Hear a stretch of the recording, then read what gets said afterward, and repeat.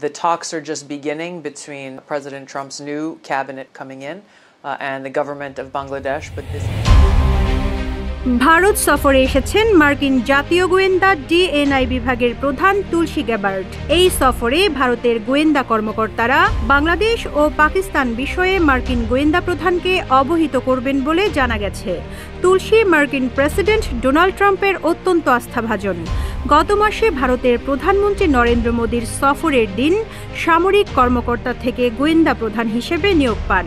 সোমবার এনডিটিভি ওয়ার্ল্ডে ভারত সফররত তুলসীর একটি সাক্ষাৎকার প্রচারিত হয়েছে। এই সাক্ষাৎকারে তুলসী জানান, বাংলাদেশ পরিস্থিতি নিয়ে উদ্বিগ্ন যুক্তরাষ্ট্র।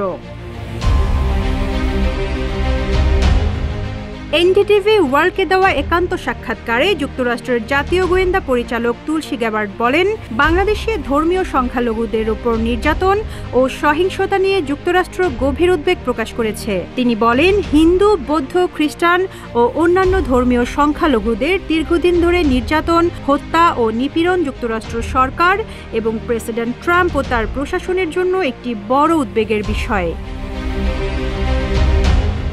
তুলসী গ্যাবার্ড বলেছেন, ডোনাল্ড ট্রাম্পের নতুন মন্ত্রিসভা বাংলাদেশের অন্তর্বর্তীকালীন সরকারের সঙ্গে আলোচনা শুরু করেছে। এই আলোচনা সবে শুরু হয়েছে। এই বিষয়টি উদ্বেগের মূল।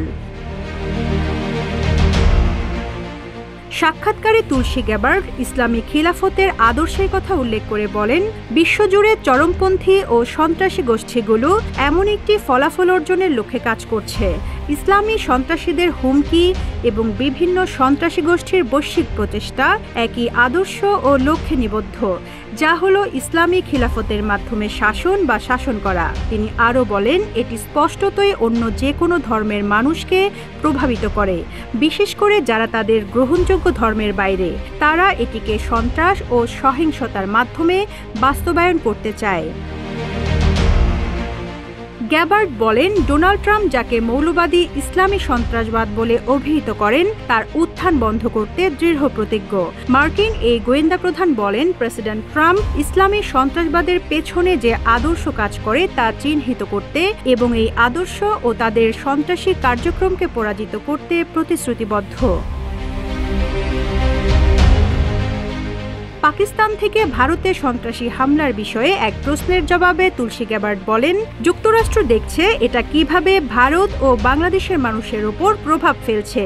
বর্তমানে এমন অবস্থা চলছে সিরিয়া, ইসরায়েল ও মধ্যপ্রাচ্যের বিভিন্ন দেশে।